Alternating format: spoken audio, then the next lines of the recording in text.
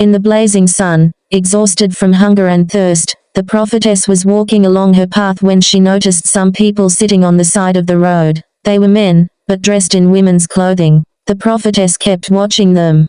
Where are you going? We've never seen you in this area. The men dressed as a woman called out to her. Yes, I don't belong to this area. Hunger has made my body even weaker, the prophetess replied as she approached. Come, why are you so troubled today, sharing lunch with us? The man dressed as a woman said kindly and placed some leftover curry and bread in front of the prophetess. Overcome with hunger, the prophetess could not resist and immediately began eating. Are you a Muslim? The man dressed as a woman asked as he watched her eat. I'm not the kind of Muslim you have here, the prophetess replied. Do you mean by that? Are you from another sect? The man dressed as a woman asked again. Just as the prophetess was about to respond, a group of men surrounded her. Among them was the same religious man who had slapped her earlier.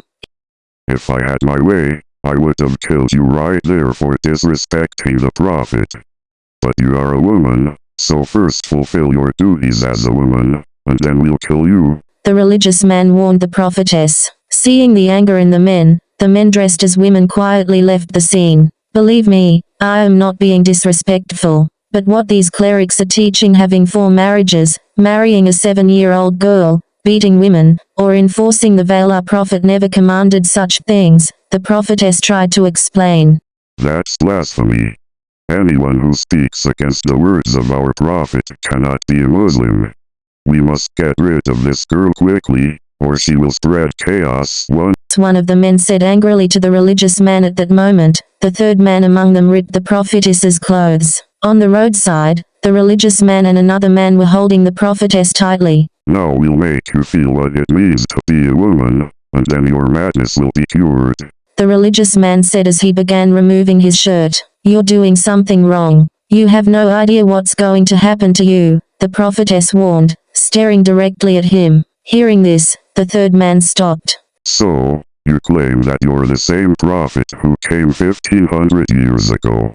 Then show us a miracle that will make us believe you, or give us a sign that proves you are a prophet. The third man asked. The prophetess looked at him. There's no doubt. My God has sent me this time as a weak and helpless woman. But think for yourself, what's the difference between you and the Jews now 1,500 years ago? When I claimed prophethood as a man, they said the same thing, that they wouldn't believe unless I showed them a miracle. Of course, I no longer have prophethood, but I am the same last prophet who came 1,500 years ago. Even now, you can choose not to believe because I don't have prophethood anymore. But why are you wandering down the wrong path, even after my teachings? What kind of Islam or religion are you following? After my death, did Allah send me again to correct these changes, to remind you that what you are following is not the same religion I spread 1,500 years ago? The prophetess began to defend herself. Hearing this, the religious man and his companions began laughing. Suddenly, the man next to the religious man pulled the prophetess's trousers.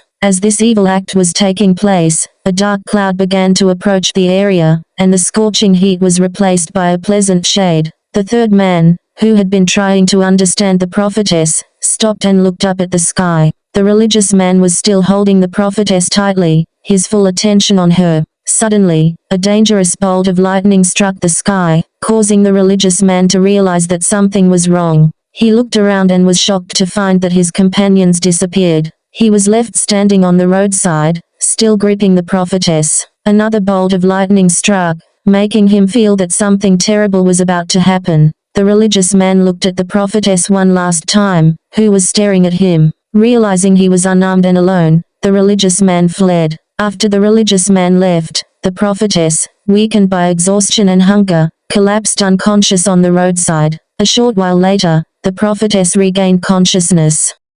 She was lying on a bed, surrounded by the same men dressed as women.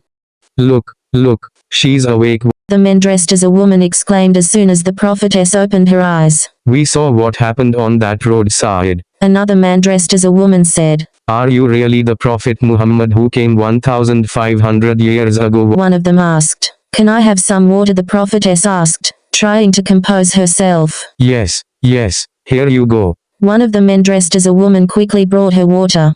Could this be true? Has Allah sent us a message this time 1500 years ago? Allah didn't say anything for people like us, but now has Allah sent you for our rights? Men dressed as women gathered around the prophetess, as their questions. First of all, I'm happy that someone recognized me without any tests and believed in my words. Secondly, this Islam, which clerics and people are associating with me, is not what I taught. Perhaps Umar or Uthman changed things after I left, but all humans are equal. Think about it, the great Lord, the God of both worlds, why would he consider men superior to women? What benefit would he have in that? Why would he say women are less intelligent when it's women who give birth to generations? The people who consider women inferior are not following the truth, they are spreading chaos, the prophetess explained in detail. Can you tell us what Allah commands for people like us? One of the men dressed as a woman asked politely. You are human, and you have a special place in heaven.